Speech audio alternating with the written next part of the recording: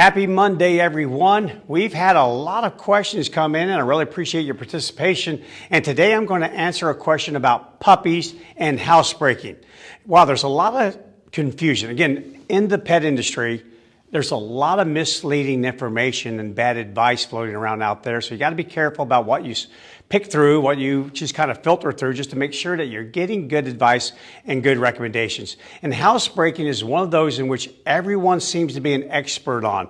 And the ones that just really kind of get me riled up are the ones that say, I can housebreak your dog in 7 days. And I'm going to say, well, how about a toddler? Can you do that to a 2-year-old? Can you do that to a young child? You have to allow for maturation. So this is one of those little questions that gets thrown around the internet all the time. And I just want to kind of give you a little my take on it. And the question is simply this: should I take my puppy out? Should I put it on a schedule when I'm housebreaking and take it out every hour on the hour? Or by doing that, am I simply teaching my puppy to go potty every single hour? All right, so that's a good question. We hear it a lot, so let me do my best to answer it. But if you don't mind, let me give you about 45 seconds of some background material that we need to understand going forward to answer this question and to implement it successfully. Number one, don't even start housebreaking. If you pick up your puppy and it's only 6 weeks old, don't even start it. You're just going to have to deal with it. Why? Because at 8 to 8.5 weeks to 10 weeks is when most puppies have sufficient cortical development to begin housebreaking, meaning the rapid myelination of the brain starts to slow at this point, but there's enough cortical development, meaning the brain is developed enough to be able to get it, to be able to even process the information that you're trying to teach the young animal, the difference between inside and outside, and substrates, my urine outside versus my urine inside. They don't even have the ability to do so until they are at a minimum of 8.5 to 10 weeks. So if you got a young puppy younger than that, don't even start until then. You're just going to have to deal with it and let it go. Another nice thing about this time period here is that this is the age in which most puppies start to learn. And by the way, this is an adaptive response. Remember, my biologically prepared learning, I mention it all the time because it's so very important, that I start to learn how to make mistakes successfully. That's the key word. You'll hear me talking about that a lot this week because I'm going to really focus this week on puppies. But they learn about risk, that there are risks. The world is not this perfectly comfortable world in which there's no danger out there. They learn about risk. They learn how to make mistakes successfully.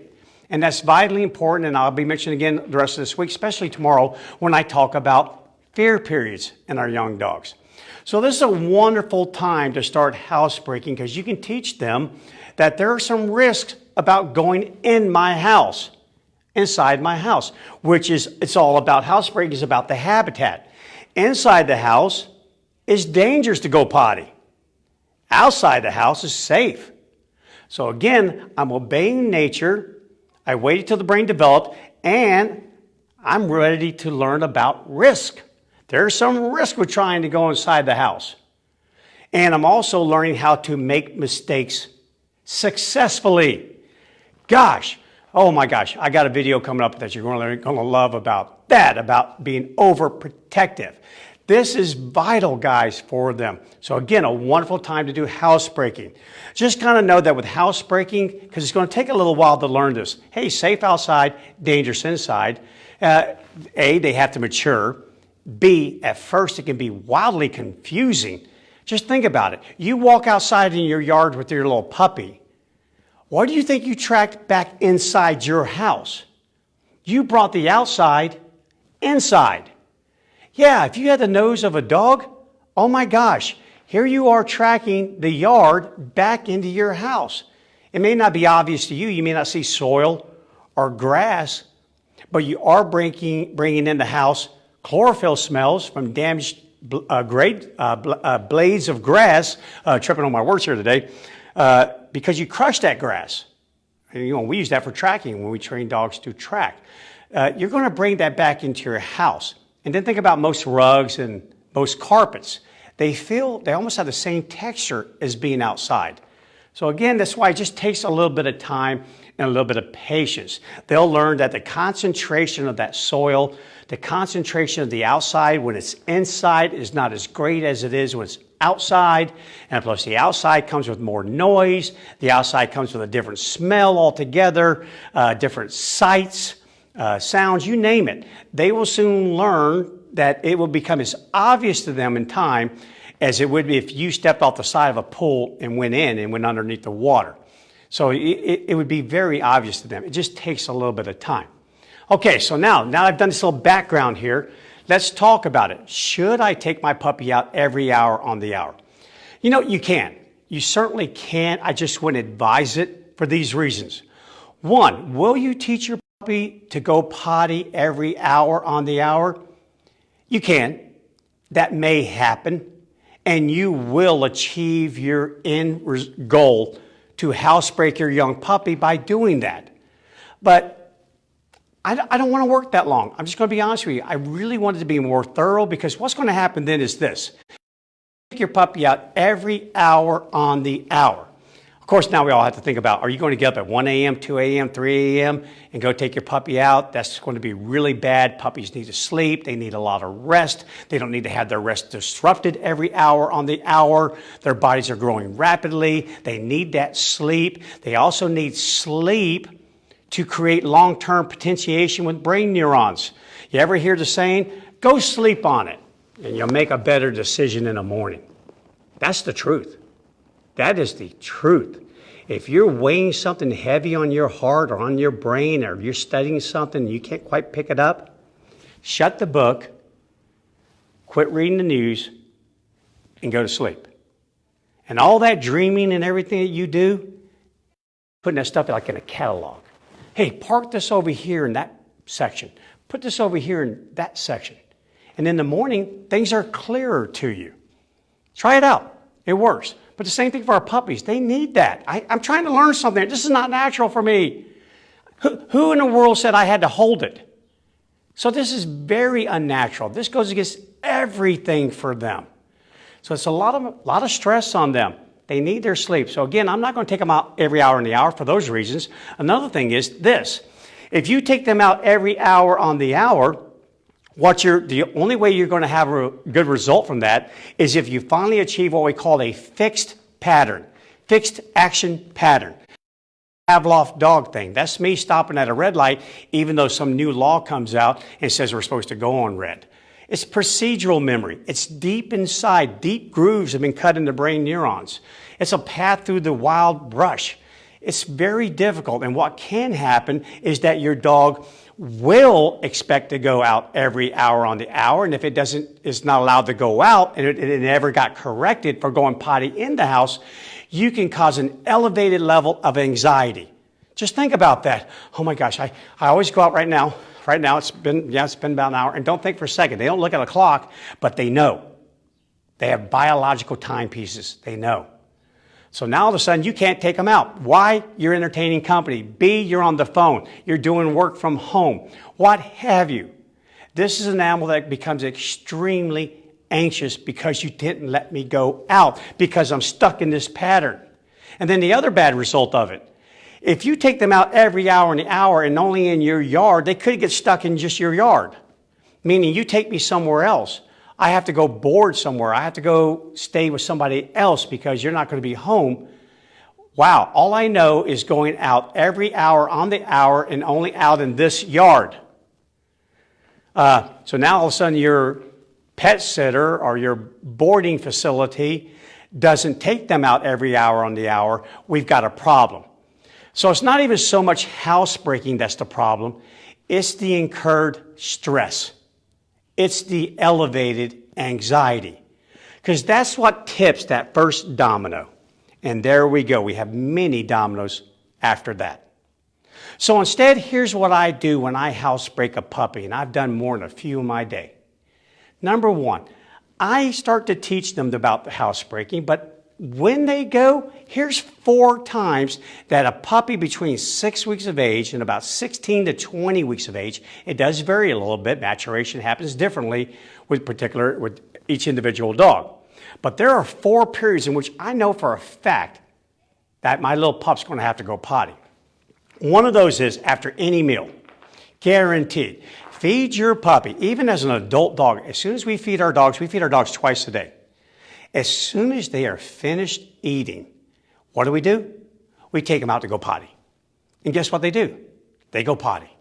It's almost guaranteed. If you feed your dog, within minutes afterwards, they're going to want to go potty. It is what it is. Number 2. That's probably a bad number to use.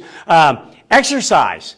Exercise. That's another reason why they'll go. Just wake up in the morning yourself. Get up, get out of bed, get busy, start doing things around the house, go for a walk, exercise, and see what happens to you.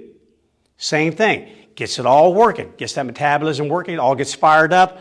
Our stress response gets mobilized in a good way. Temperatures go up, you name it. We're ready to get stuff out of us. Same thing for your puppy. Go ahead. We used to, when I was a kid up in Alaska, we didn't have a lot of electronics, so we had what we called at that time the good old Alaskan Indian alarm clock. And that was just, if you need to get up in the wee hours of the morning, drink a lot of water. I guarantee you right now, go ahead and drink about 28 to 30 ounces of water before you go to bed. You're going to be up in an hour and a half. Same thing goes for your puppy. Water goes through the system very quickly. When it comes to kibble can take up to 8 hours to move through the system. Wet food can be anywhere from between 4 and 6 hours. But you put water in your puppy, guarantee you, about 15, 20 minutes maximum, someone's going to need to let some of that water out. And then lastly, sleep. Again, I already said it. When they wake up, when you wake up, you get moving around, you kind of have to go. Remember, your body's been on pause for 4, 5, 6, 7, 8 hours. It's been on pause. So when you wake it up, everything starts to move. It's got a job to do. Your pup's going to want to go then. So during that time period there, I'm hyper vigilant. I really am. That's my schedule. Hey, after you eat, well, I'll probably take you out after that. After we do some exercise, I'm going to be wary. I want to be able to catch you. Remember, all this housebreaking is about allowing you to make a mistake successfully. I want to set you up here. I want to try and catch you. If I do, I say no. You learn real quickly. It's dangerous to go in the house. But I take you outside and nothing happens to you. Inside something does, out here nothing does. In here something does, out there nothing does. That's how they start putting it together. They'll put it together real quickly. But inside here, we never allow you to make a mistake because we're taking you out every hour in the hour. Then for all those reasons I already mentioned, that's actually a bad thing. No, like in all training, I adopt the attitude, wrong is good. It's good. It gives you some feedback. No worries. It's only bad if by now you've gotten it and yet you still keep doing the wrong thing. And even then, that's a learning opportunity for me. What's going on here? I've always said before, if a dog continues to make a mistake, even though you've corrected it for making that mistake, they're only doing so for 1 or 2 reasons. Either A, they're clueless. You may think I understand this, but I don't. Or B, you need to raise the incentive. Yeah, man, I can handle that like an all-day sucker, Brian. I'm going to still chase that squirrel. So yeah, you got to now tap into that and say, okay, well here, cost versus benefit. This is going to cost a little more. And at that point there, they'll make a decision as well. Okay, so I hope that answers your question. My advice is no hour on the hour. You are setting yourself and your dog up for failure. You will finally have a housebroken dog, but it's going to be months and months and months down the road. And then even though you achieve that, the byproduct of it, the increased stressors when this doesn't happen and life does get in the way, it definitely does, it's not worth it. It's not. Tell you what, pup, you just hold it until I let you have a safe place to go. And because I care about you and I want you to learn, I'm going to be really fair about it. I'm going to watch you after meals, exercise, lots of water, and sleep. And when I do, I'm going to be watching you. And if you tell me you need to go out that door, you're scratching on my back door, and we'll talk about that this week as well, about bells and no bells and things like that, I'm going to take you out. But if I see you circling in the middle of my house, I may not. I may just go, here we go, and bad dog. Sweet, I just got a moment here where I can allow you to make a mistake successfully. And now you start to learn. Okay, so that's it. If you got any questions, you know where to get me, Bryan with a Y at tamingthewild.com. Also, you can ask the questions in the comment section. I'm writing them all down. Anyone who asks me a question in the comments, I've got it.